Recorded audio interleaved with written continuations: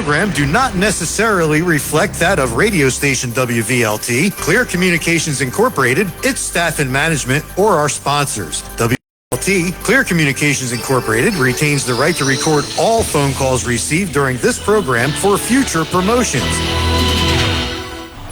Good evening, everyone, and welcome back to the Inform the Vote NJ Radio Hour here on 92.1 WVLT.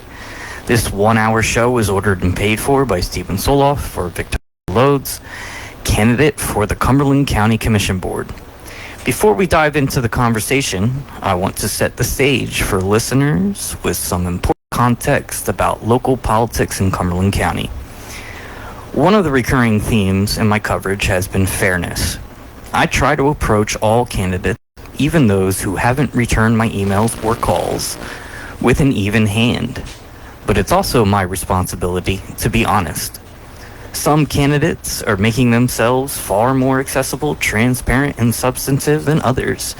And in some races, that difference is pretty clear.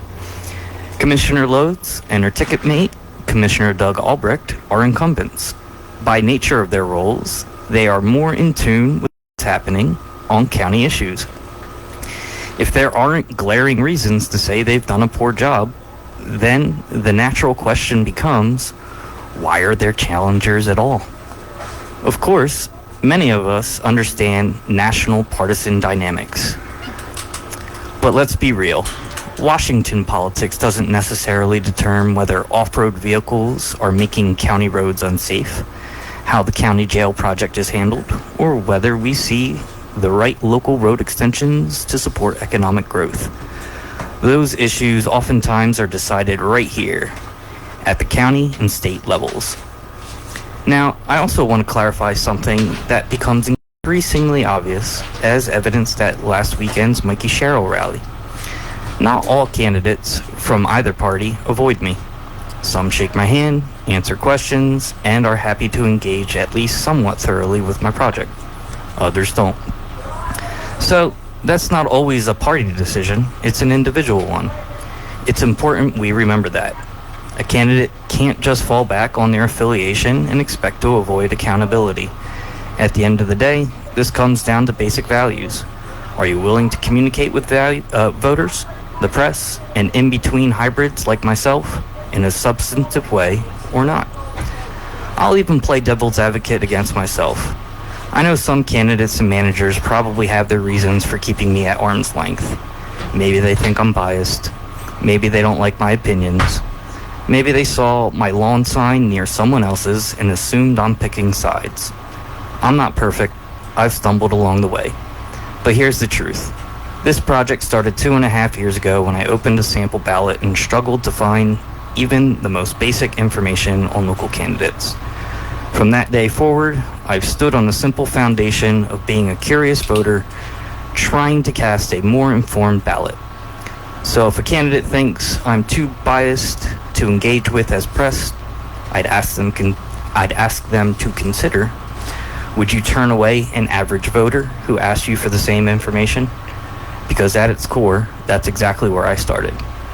I'm not some kid taking a journalism class because I think pundits are cool and I'm experimenting with career choices. Nick, if you're listening, don't take that personally. I'm just making a point. I'm also not getting paid by some major news outlet to play gotcha journalism. I'm doing this on my own because I believe people ought to know what they're voting for. Now, to add another perspective, in last week's interview, Joe Suey made a campaign focus on accomplishments during his time in office. That's a fair strategy. And I'd suggest challengers think carefully about how they campaign against incumbents, because focusing only on negatives without offering a clear agenda or track record isn't necessarily persuasive against people already involved in the work. Commissioner Lods may take a similar route tonight. Perhaps that could serve her well. There's plenty to talk about from her tenure, while some challengers across the county have so far offered little more than vague claims about the status quo. Finally, let's not forget where we are on the calendar. Mail-in ballots are already out. Election Day is just a month away, and yet many candidates haven't made any clear effort to put substantive content in front of voters. That sets a very low bar for someone like Commissioner Lods. If she can simply sit here and talk about her agenda, accomplishments, and current issues for 45 minutes, she's already providing more value to voters than many other candidates in the county. I remember hearing her speak at my first Republican breakfast 2 years ago. Campaign style, confident, and clear. So this will probably be a walk in the park for her. So I'll leave voters with this question. If some candidates still haven't even attempted to comprehensively show you who they are or what they stand for, why would you vote for them? Honestly, from a substantive, issues-based, local perspective, what are you voting for? And to be clear, the kind of content I'm asking for doesn't have to come through me. If a candidate produces it elsewhere, I'm glad to point voters to it through my website. Go make your own issues-based campaign site, host a truly public meet and greet, not just an Army draft-style fundraiser, and advertise. Go do some softball, moderately pressing, recorded interviews with someone else. But if you're not going to create it, or at least make voters like me aware of it, then just know this. I've been asking for it, publicly and persistently, for 2.5 years. And with that, let's bring on Commissioner Lods. Hi. Hello, Stephen. How are you? I'm fine. How are you? I'm wonderful. Yeah. Seems like you're busy, huh? A little bit. Yeah, I see you all over the county on Facebook, and obviously you're at the meetings, you've got a day job, all that kind of stuff. I got a day job, a family, a home, and I talk to lots of people. So you mentioned that there's a low bar, and I beg to differ, Stephen, Sure. that there's a low bar because, one of our greatest assets as human beings is our time. Mm-hmm. And I can tell you that in public service, it is just that, it's public service. Mm-hmm. And you are giving of your time freely because it is that important. Sure. And so the bar is not low. The bar is actually very high because your elected officials, if they're doing it right, are giving of their time in the utmost way. I mean, this morning my day starts at 7:30. I'm a teacher in Millville, and my day starts at 7:30. But I was actually on the phone for an hour before my day started. Oh wow! Talking about some different issues that were going on with public works and streets and things like that for the county level.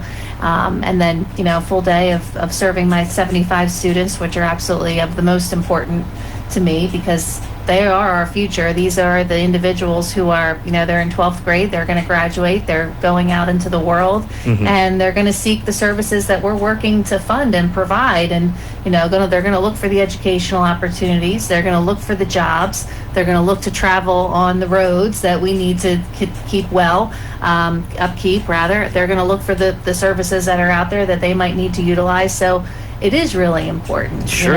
And then, I'm going to go through a day in the life, I think, today. And then I have two sons, and they're both on the Vineland soccer team, so went and cheered them on for a little bit. Now I'm here with you, and if there's any daylight at the end of at this hour, I'll be out knocking on doors. And I have to tell you that's truly one of my most favorite things, because when you're talking about political candidates setting an agenda or, what they're running on, you have to reflect what the people are saying that they want, because Absolutely. You're elected to represent the people. And so it doesn't matter what Victoria Lods' personal agenda is. It's not about that. It's about, what am I hearing? What's the feedback that I'm getting from the community? And then where the individual comes in is to empower the people that are talking to them and saying, hey, this is our concern. This is what we think is important. And use my best judgment and my history and my experiences to try to make that a reality in a really responsible growth kind of way for Cumberland County. Sure. Yeah. I definitely take your point that the bar is high. I think we're describing two different bars. I'm teasing you. I just want to hear a little bit more from certain candidates, not necessarily you, but certain candidates around the county. Sure. And the point about the agenda, I'm not necessarily describing that it's your personal agenda, though I completely understand what you're trying to say by that. Yeah. But if you listen to the public when you're door knocking and then that becomes your agenda. It's just a different way of looking at it, I suppose. So Sure. yeah, I definitely appreciate you. I mean, you should be out talking to the people and figuring out what the current issues and needs are. Yeah, and as with everybody, there's things that you are more or less passionate about, for sure, and I think that's really great when you have a board of 7 like we do, is that, you know, everybody kind of comes from a different part of the county, a different background, a different area of expertise, and they really all do come together to bring that to the board, and I think that's a great thing. Sure, yeah. And that makes for, you know, some really good dynamic decisions that are being made, and also responsible ones. You know, when you have people coming from all different backgrounds and saying, well, you know, this is, you know, a cautionary tale if we do this, or, you know, if we don't look at this, and, you know, trying to put all of that experience together is really a fortunate thing for Cumberland County. Yeah, it's a more comprehensive body of perspectives to consider, and hopefully that makes you more informed about what decisions you make. Yeah. So I love that you're doing this, and that you have been so committed to, because you are also giving of your time, and so I would say that the bar is not low for you either. You know, you are giving a lot of your time. I've been watching you, and a lot of events that we're all at, and, you know, meetings that we're at, you're paying attention to them as well. You're present, and if you're not present, you're spending the time to research them and read about them afterwards. And I know that because I read your articles and I listen to some of your interviews, and you refer to them. You know, so you're putting in your time in a really extensive way, and it's commendable, quite honestly. And, you know, I know you said you knew a lot about my background, because there is content out there online and things like that, but one thing that a lot of people don't know is that I went to school originally for journalism. So yeah, you did tell me that. I think the first day we met. Was it? Okay. Yeah. So that was the first thing I did, and you know, I always kind of harken back to my days at Vineland High School, and former principal Chalky Ottinger. May he rest in peace, but he was really a great mentor to me. And I wrote for what was then the Clan Courier, which was the Vineland High School newspaper. And he, you know, I did interviews with him, and he really, you know, just sort of empowered me, and just, you know, gave me a lot of confidence in that way. And it was something that I wanted to pursue, and I did, and that is what my, you know, college degree is in journalism and public relations communications. And it has been so disheartening to me, not only with that background, but just as an American, that we have so few options when it comes to journalistic reporting. Oh, I mean, I think I wrote it in one of my blogs the other day. It's the reason why people may or may not be relying on my op-eds is because, like you're saying, so few other people are out there, and I wouldn't even be doing this if I had the type of work product already in front of me. I mean, I joke around that if that had been in front of my face 2.5 years ago, I just would have reviewed it, voted, and moved on with my life. Right. But then I saw the hole, or what I perceived to be the hole, and started digging, and, you know, say there must be other people out there who want more consolidated, quicker ways to get the information. Yeah, so I'm 45 now, and my students, you know, they like to make me feel older and older every year, because the years get further and further in between each year. But I don't think I'm that old, you know. And when I first started working in government, in public service, I worked in former Senator Selta's legislative office, and I remember when I was in there, we would always have an intern in the office, and the intern's sole job was to go through all of the newspapers and do newspaper clippings about anything that was reported on regarding legislation we were working on, or, you know, anyone, you know, federally, statewide, locally, that we can kind of tie together, because, you know, it is always about, you know, working across all those different layers of government a lot of times. And, you know, were things that were happening, is there an op-ed out there that we should be paying attention to, that someone's concerned about? You know, the Cumberland County is pretty big, but Legislative District 1 was even bigger. Sure. And it was a lot to sort of keep track of. And so there was so much press that we actually had to have an intern in the office that was their sole job. And then, you know, in public meetings, there was always a row of reporters in the front, you know, just kind of scribbling down everything you said. And we don't see that anymore, you know? Yeah, and from my perspective, it feels now like it's something that was kind of taken for granted. As in you just expected there to be a newspaper with robust election coverage or whatever topic was important for that week or month. And journalism is so important to the democratic process too. Yeah. You know, and because if you don't know what's going on, then right, and sharing that information and paying attention to it and relying that you are getting unbiased information. And you know, the world, I think every day we wake up gets a little bit more divided and biased, and it.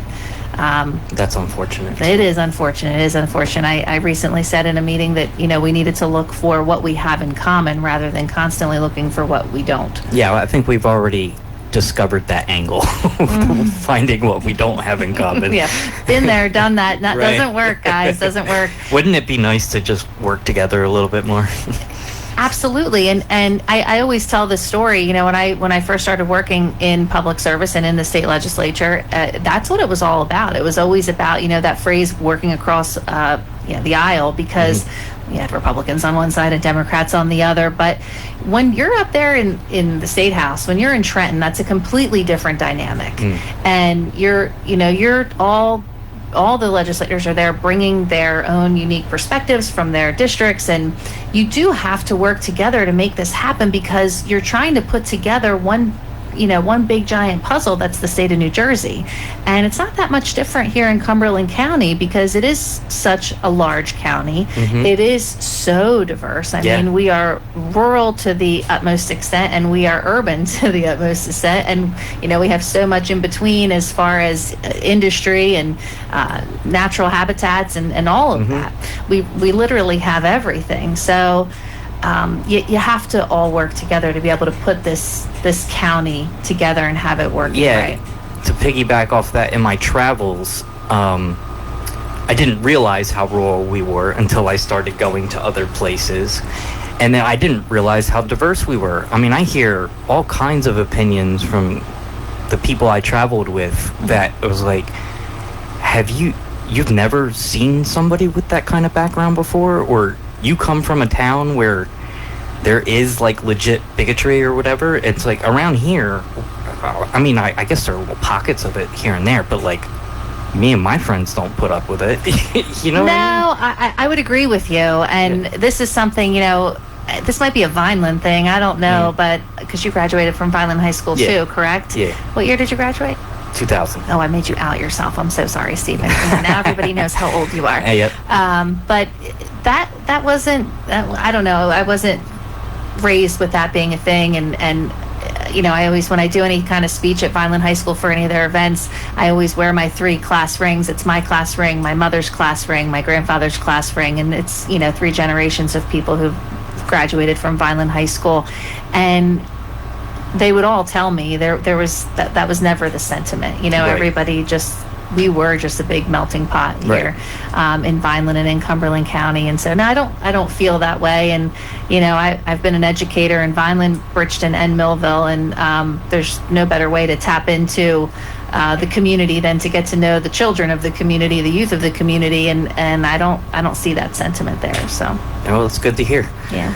Well then, let's move on to the agenda that may not be coming straight from you that you've heard from the public. I've seen on your website and stuff that you've talked about, and it's been echoed through Antoine McClellan and Jack Chitterelli when I listen to them, that we are a rural farming community, and you'd like to advocate for those kinds of issues and needs. Could you like expand upon what your perspective is with that? On being a rural farming community, sure, I can talk all day long about that. And you know, a lot of people have heard me say before that my family, we are a 5th generation farming family. We've been here for this is the 5th generation. And a little side note of that I love to tell is that it's a matriarch. Everybody in Cumberland County, you have a farm, and they say, well, what's the last name? You know. And well, guess what? The last name has changed with every generation because it's gone from mother to daughter.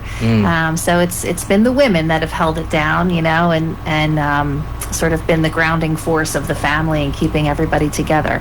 So in doing so, that's something I'm really proud of, and to be quite honest with you, that's what propels me in public service, because I have watched and also participated in, blood, sweat, and tears, and putting, hard work and time into literally the ground that we walk on here. Mm-hmm. And I value that too highly, to see so many members of, generations that came before me, and my family and family friends and just this community in general, who sacrificed and gave so much because they were trying to build something great. Mm-hmm. And knowing that history, I don't want that to be forsaken. Sure. And I want to make sure that because of the work and toil that I know that former generations have put into building Cumberland County and South Jersey, that we want to keep it going in a responsible growth kind of way.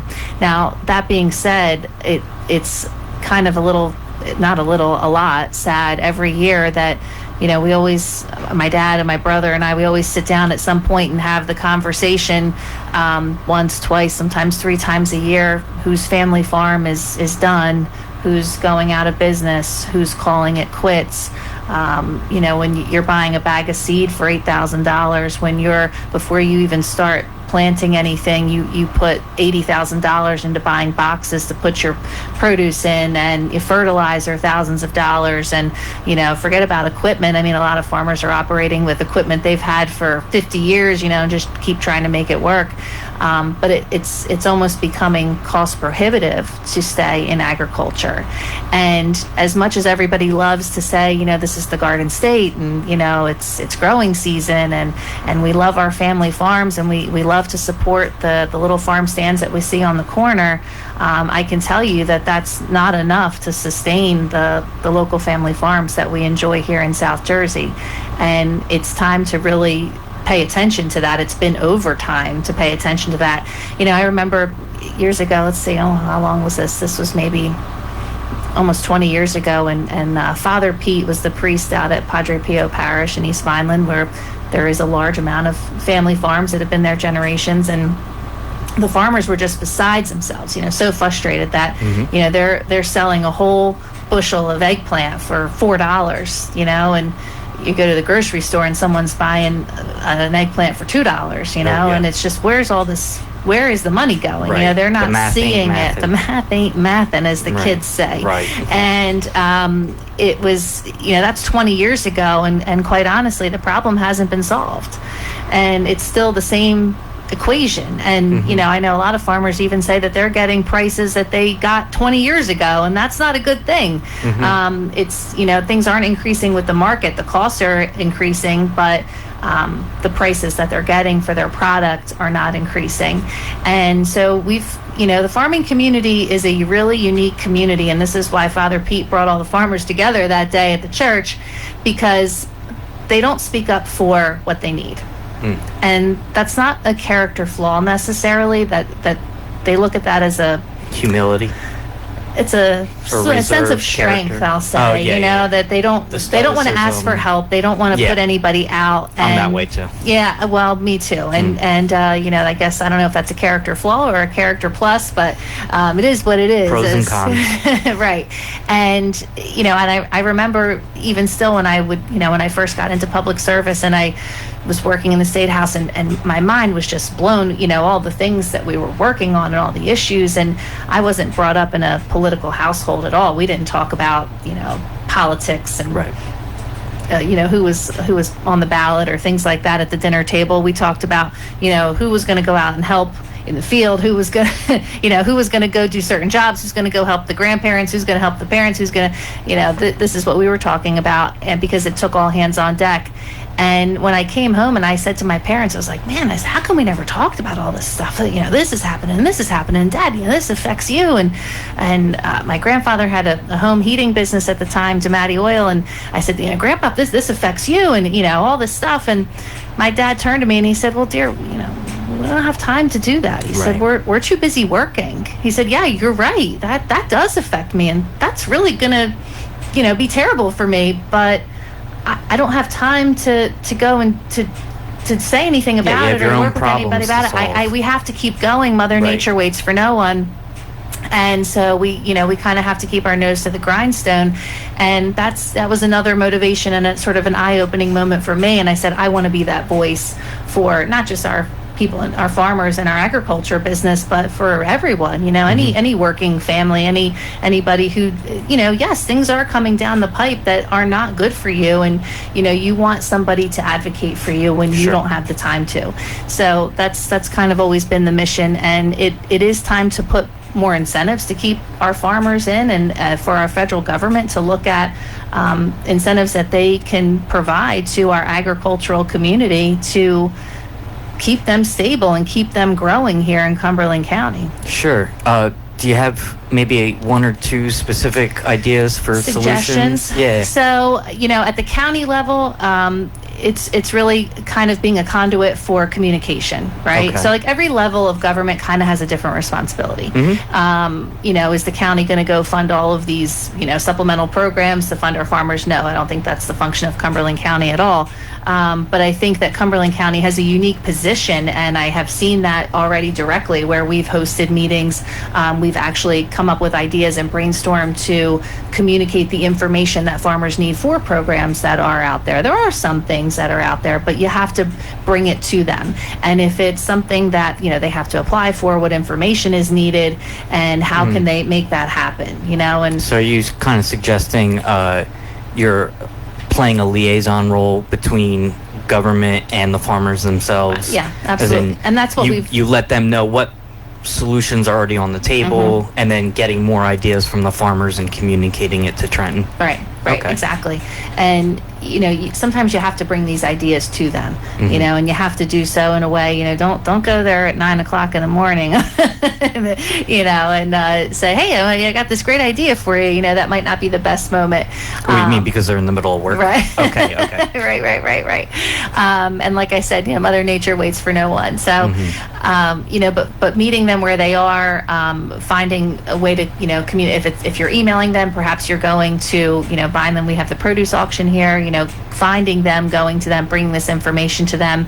The county, our ag board, we've hosted several kind of town hall style meetings for our farmers with the different programs and things that they could apply for, and different ways that they could use it. So we want to amplify that, and we want to see more of that. Okay. And we've had a pretty good relationship with Rutgers so far, but we want to grow that, and we want to amplify that. Can you explain the relationship with Rutgers and how that applies to the farm? Different things, like Rutgers has offered different opportunities for farmers who want to do sort of end packing, right? Like, so if I'm growing eggplant, right?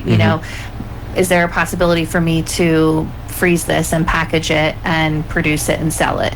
And we've had some farmers who have taken advantage of that in partnership with Rutgers programs, where they can actually do it on their site. Rutgers does provide a facility to do that, and kind of talking to our farmers about getting into a more modern era of farming, right? It doesn't necessarily have to look like what their grandfathers and great grandfathers did 100 years ago.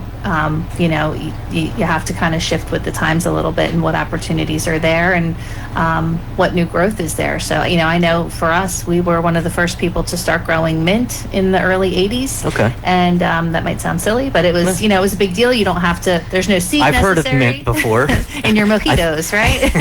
I think people purchase mint and use it from time to time. Yes, they do. So, but that was a big deal because it was something you didn't have to reseed. You could just mow and it regrows. And so having those conversations about what can we produce, and also, when we look at the federal government, why are we importing so much from out of the country? Why are we, why am I seeing carrots from, Argentina or something? I don't want that. Convenience, maybe?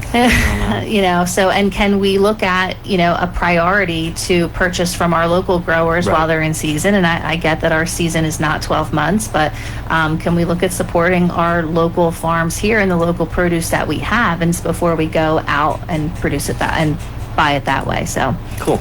Those are some of the agricultural world things, for sure. Thanks for explaining that. Yeah. And then let's move on. One of the things I saw was education advocacy. That's a big topic whether it comes to property taxes, the S2 funding formula, all kinds of things with education. The local performance statistics. Can you unpack? Well, you're making such a face about our local performance statistics. It was a little concerning when I saw it at the school board meeting. They're not great. And that's really across the board, too. You know, all of our city schools are kind of struggling with that. So, and I see it too, and you know, and I listen. I have been in education for the last 15 years, and education, even just in the last 15 years, has changed. How you educate children has changed because of this gadget. So I'm pointing at technology here, and she's pointing at the phone for those of you listening. I know, we're not televised, so we have to be like Prairie Home Companion and describe everything.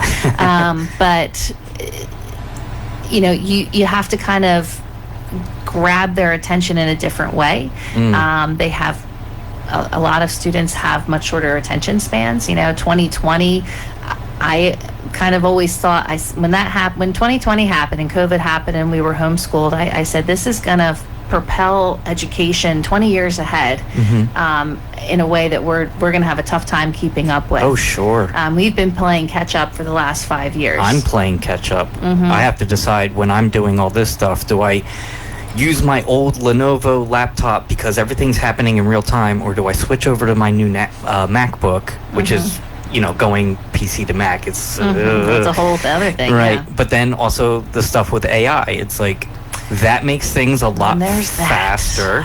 But everybody thinks you're cheating when you're using AI. But if you know how to use tools properly, it's not that big. But I can imagine it's a lot bigger deal at the educational level. Teachers probably had the same conversation with the invention of the calculator at some point, right? But I do always like to encourage my students, you have tools, use tools, but in order to use the tools, you have to have some kind of skill set first. Yeah. And so I do always tell them, I want to see what you can do, not what AI can do, not what your computer can do, or what some kind of generated thing is. I want to see what's in your mind. And as far as education, it has changed quite a bit. So I am the liaison for RCSJ, so the Rowan College of South Jersey here in Cumberland County, as well as CCTECH. And our vocational trades. And can I stop you for a second? So is that implying, just like with the agricultural stuff at the county level, you're doing liaison type stuff, or are there other aspects as a commissioner that you can handle when it comes to education? Right. So every commissioner has a certain liaison assignments to different departments within the county, which there's like a lot. Yeah, I've seen the list.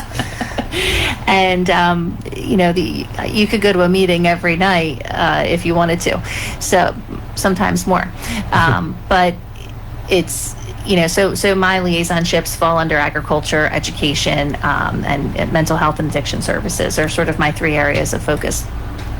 And again, like as I told you in the beginning, it's a lot of our commissioners that kind of use their background, use their experiences to see where they can be the best help, right? And a lot of that is just being a conduit, right, from the public to government, and then kind of coming back and giving your commissioner reports and meetings and having these discussions with your fellow commissioners. And sometimes it's not even just at the county level. Sometimes it's, can we talk to the local school board about this? Can we talk to the local municipality about this? Hey, can I give, our assemblyman or our senator a call and see what, we can do about this at the state level? So sometimes it's just about advocacy. Yeah, and it sounds like communication and collaboration. It's huge. Which it's sending my mind off in a tangent that I don't know if I want to say out loud. But do you want to whisper it? It's relating kind of back to my introductory report, where basic communication can go a long way. And if that is I'm sounding like one of the primary roles of a county commissioner, then perhaps a little bit more communication, not necessarily from you. We're here, we're talking, that's fine. But when I see candidates being less communicative, it's, oh, okay, that's another interesting angle to think about. But let's not harp on that too long. Listen, in public service, there shouldn't be anything to hide. You shouldn't have a problem communicating. Do you have to have all the answers? No. In fact, you shouldn't. And the second that you believe that you have every single answer to every single problem, you're probably already failing. Right. You're the wrong mindset. You're of the wrong mindset. You have to be of a growth mindset. You have to be, ready to kind of expand and negotiate and work with other people and kind of build consensus, right? So if I come in and just say, I have all the answers and here's what we're going to do, I don't know if that's going to work out so good. Yeah, somebody's obviously going to come in with a counterpoint or a different perspective. That's like relationships 101, That's, I think, part of what makes it frustrating for me from time to time is because, I read my communications books like 20 years ago, and my ex-girlfriend was a communications major, so it seems... So I guess maybe I sell myself short on those skill sets sometimes. Yeah, a little brink into the past of Steven Oh, Silver. yeah. I was spoiled. My second girlfriend was an excellent communicator. That's very nice. That's a nice thing to have. I took it for granted, too. Yeah. So to your point, do we all take communication for granted a little too much until it's too late? And that very well may be the case. But, I will say, for other candidates who are running or whatever, just even myself, you don't have to have every answer, but there has to be something that motivates you to want to do this. And if it's just because somebody else told you to, then you're probably not gonna enjoy it. It's probably not gonna go well. But there has to be something that propels you and motivates you and feeds that passion to be in public service. And you don't always have all the answers, but you try to find them. And because in government you do deal with so many different things. I mean, goodness, I spent a few years on the Vineland Zoning Board, and which was one of my favorite boards, by the way. It's there's so many little things that you deal with and conversations that you have, and it really, once again, I already said this, but I'm going to say it again because it was always about responsible growth, responsible development, right? So the zoning board exists purely because somebody wants to break the rule. There's a planning board, there's a master plan for in this case I was on Vineland's zoning board, so this was Vineland, but for every town for the state of New Jersey there's master plans, and this is where we're going to grow, and you have to be intentional about that. You can't just say, oh, here, let's build this here and that there, and let the cards fall where they may. It's responsible growth, and you have to plan. Otherwise, you're going to end up, looking like North Jersey, where, when I remember going down Route 17 in Bergen County, and there was always this little teeny tiny wedge of a farm. It was, probably about 30 feet wide, and it had this old tractor just parked in the middle of it, and there was no other farms or open space for that matter at all anywhere. And I always saw that as like a little, sort of rebellion about, why a stance that, somebody was upset about the amount of growth that was happening up there and not leaving any open space. We don't want to see that happen here. But, on that zoning board, there's so many different issues that you talk about, and is there going to be fuel there, and is there going to be this there, and groundwater and drainage, and nobody is an expert in every single thing. No. But you have to know where to get the answers that you seek, and you have to be aware of where the points of concern are that you should say, we need to pay attention to that. That's going to be a problem. I'm not quite sure how to fix it yet, but let's talk to this person, this entity, this committee, and figure it out. And that's kind of, I think the responsibility of a public servant. And that takes a certain level of maturity, too, to realize you don't have all the answers and you need to go ask for help. Go get clarification from the right person. Correct. So as far as education, I'm going to go back to knocking on doors. And, I think the first time I ran in 2017, we were started knocking on doors and talking to people and what's on your mind and what's happening. And at that, point, we had a fully Democratic county commissioner board. The thing that people were talking about was affordability and good jobs. Those were the two things that they kept talking about. And So I said, okay, well, how do we stay affordable, and how do we get those good jobs here, right? Well, what are businesses looking for? What kind of businesses would we want to have here, and what do they need? What are they looking at Cumberland County and saying, nah, or yay? I think I know where you're going. A skilled workforce. You're jumping to the end of the story. Go ahead. You're going to spoil the ending. Are you one of those people that talks during the movie? Oh God, too? I hate that. And I hate previews.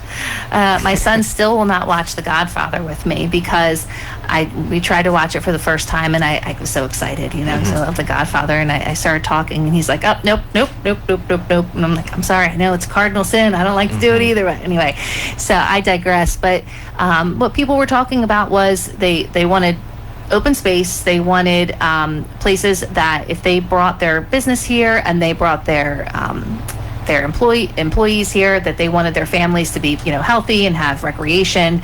They wanted good education because they wanted, if they were going to bring their business here, they wanted to have accessibility to a skilled workforce, and if they brought their people here, they wanted them to feel good enough about living here that they would stay.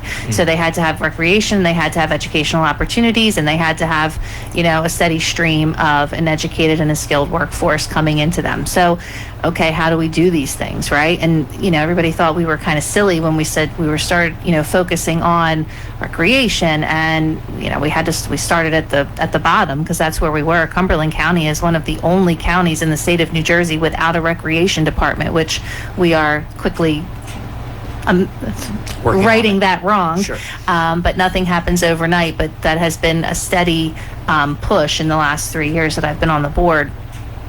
And also trying to grow our educational opportunities. So I know that over the years there's been some criticism of Cumberland County Technical High School. They're going to celebrate, I think, their 10th anniversary this year. So they've been there for 10 years. But we're trying to use that now, and for me, my focus is always our city schools, because that's where I work, and these are the kids that I work with and that I educate. And so encouraging our Vineland, Millville, Cumberland Regional, Bridgeton to also bring in trades and also find vocational opportunities, and try to lift them up and find different niches for those students, which is happening. And again, nothing is happening overnight. You have Bridgeton High School, which is working with our local electrical unions and things like that to send the students right out to be apprentices and get that kind of education. Millville held on to a lot of their CTE programs, career technical education programs. Vineland has held on to some of them, but they're also I forget what the label is, but they are becoming, for early college, that they have a certain program that they're utilizing as well. And Cumberland Regional, their superintendent, Carl Delente, is one of my favorite people in education, and he's just constantly thinking outside of the box and trying to find new opportunities for those students. So we want to keep those things happening, and you have really energetic people at the helm right now in all 4 of those city schools. But also we wanted to increase the amount of students as much as we could at the CCTECH level. So this was something that Senator Testa and I talked about a lot, and how important it was, and how we knew manufacturing was important, and I wanted to see those seats be increased at CCTECH. And so this was sort of a brainchild of Dina Rossi, who was our superintendent at CCTECH, Fred Keating, Dr. Keating, who was the president at RCSJ, and he just resigned last spring, and our state legislature, the county commissioners, and really just pushing to make this happen. So we did receive a grant. CCTECH is expanding their seats, so we should have another, I think it's 75 seats that are available at CCTECH for, I think, September 27, I believe, is the date. So we want to keep these things happening. We want to continue to expand that. So that's kind of been my mission with education, and finding those supports that we can offer to our school districts to, begin getting them, diversifying the things that they have to offer to their student body. Yeah, and it sounds like you guys are very much on top of it, which circles back to my point in the introductory report about incumbency. You guys are already working on it. It sounds like you're making progress, and so the idea would be to just let you guys keep doing what you're doing. I have to say, the answer is always no unless you ask. So I do always respectfully ask for the support of the voters and of Cumberland County to continue what we have started. And this is the project that we have started. And yes, sometimes things take longer than we'd like them to. Believe me. I had a conversation this morning about a street sweeper, and we have a street sweeper. It's 14 years old. The darn thing broke down. It was going to be like $30,000, I think, to repair it. And so, do you repair a 14-year-old car for $30,000, or do you get a new one? Right. You're probably going to get a new one. Sure. And so we did invest in a new street sweeper. We have the street sweeper, but we're not allowed to use the street sweeper yet until it goes through all of these bureaucratic certification processes because it's a government vehicle. So it's like driving me crazy. There's streets in Millville that I see that have not been swept, and it's driving me crazy. And I said, what is going on? I know we got a street sweeper. Well, it's sitting there. We have to wait. Oh my gosh.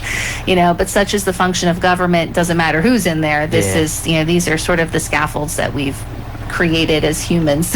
Yeah, that's why I tend to work for myself, because I don't like all that red tape. Oh yes, that's what listen, I come from a family of entrepreneurs and business owners, and it's for that exact same reason, So then you also mentioned the addiction and recovery efforts, and in my correspondence with the county prosecutor, it seems like they've been doing a lot of things to move that effort forward. But then she also agrees that it's still a problem and it needs more attention moving forward. So what are your thoughts on what's going on with all that? Sure. I mean, drug addiction, substance abuse, overdose is a national crisis. I would even argue a global crisis. That's not necessarily unique to Cumberland County. In fact, I find myself kind of trying to sound the alarm with groups in Cumberland County that they need to pay attention to what's happening with drugs and addiction and overdose.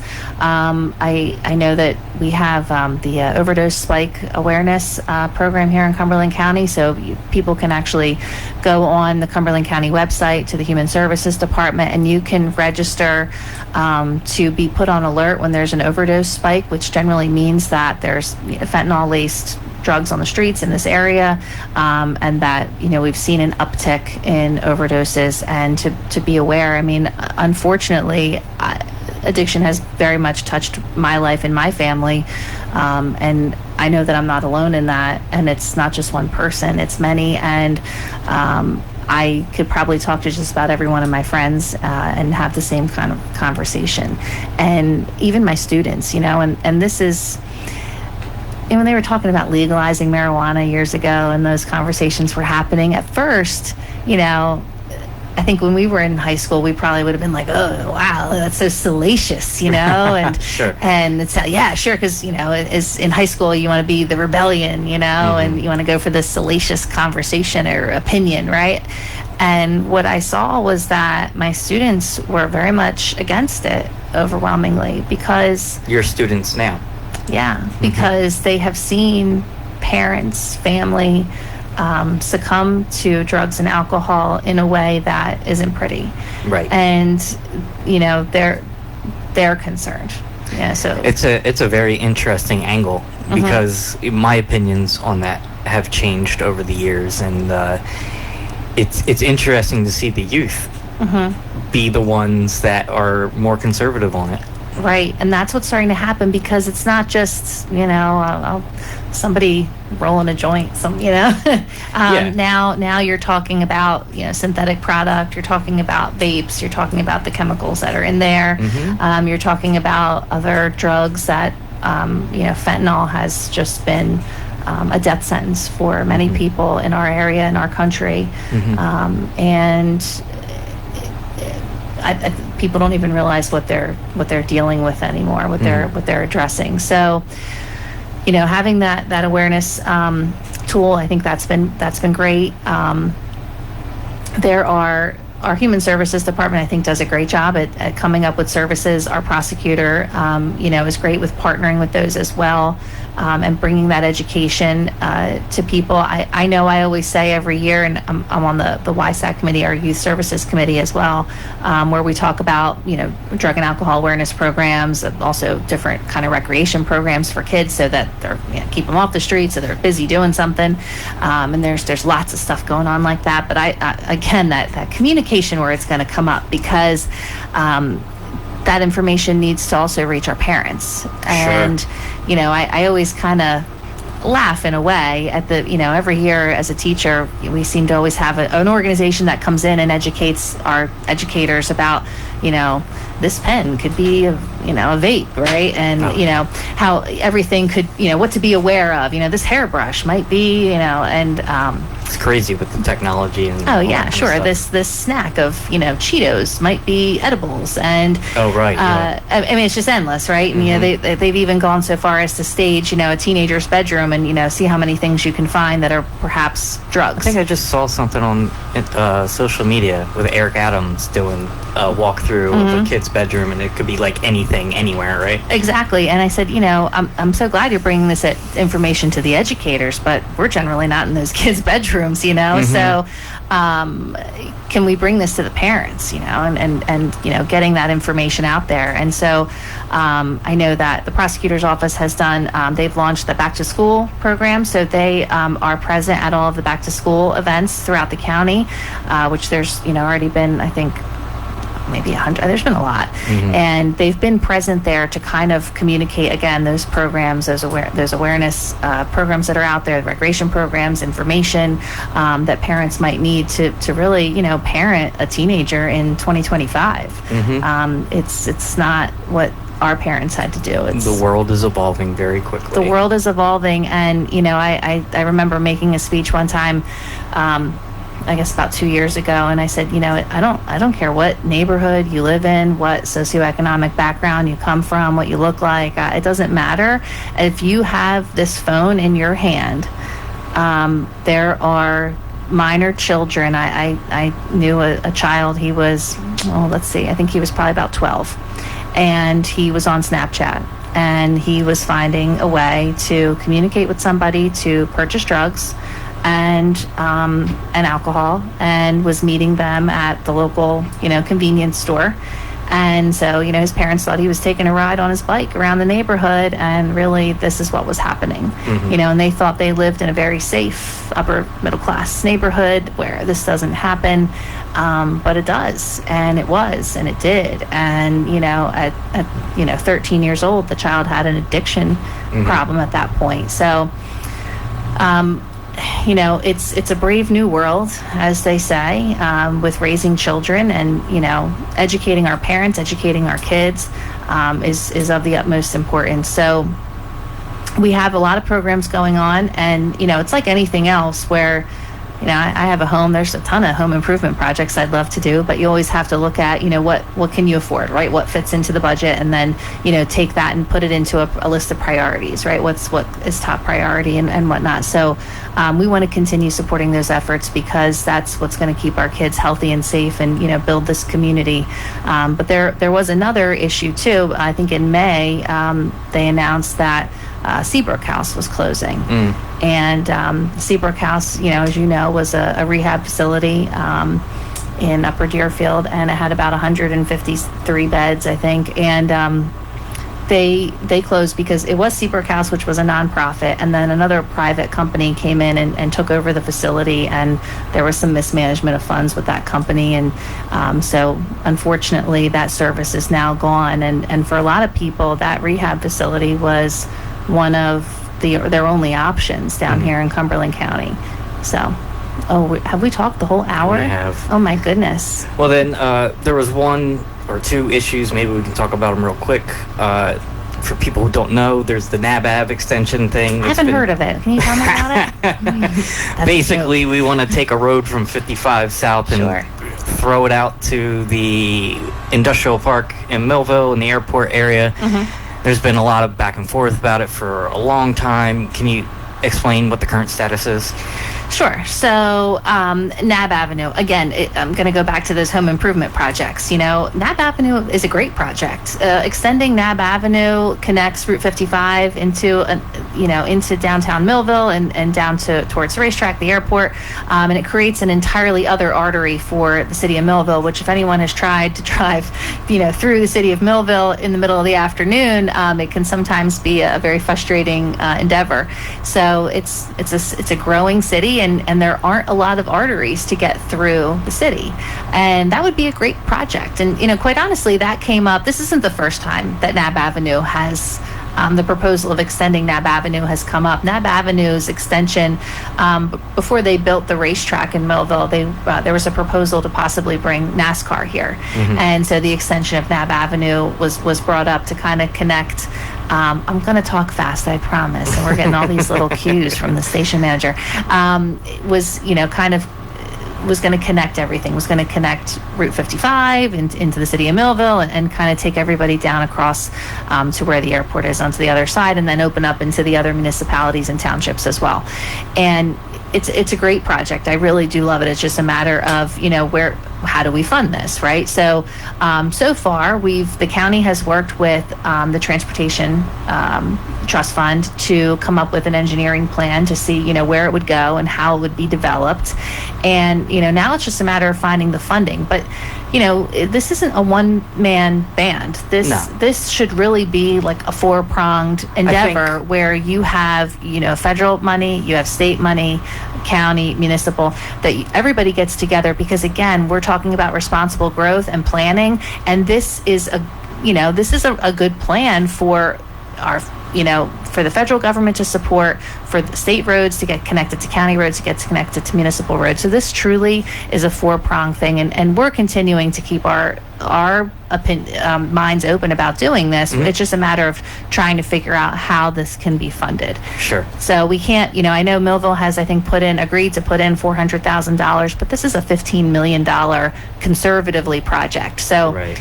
$400,000 is great, but $15 million is a big number, and sometimes by the time you get to an end of a project, it might grow a little bit. So we want to make sure that we're looking at county taxpayer dollars responsibly, and try to see if we can kind of get everybody involved in this project. Okay, cool. Well, I think that is the end of the hour. All right. Well, I'm Commissioner Victoria Lods, and I appreciate you for having me on, Steve. I very much appreciate you coming, because it helps everybody get the conversation going, because it is a two-way street.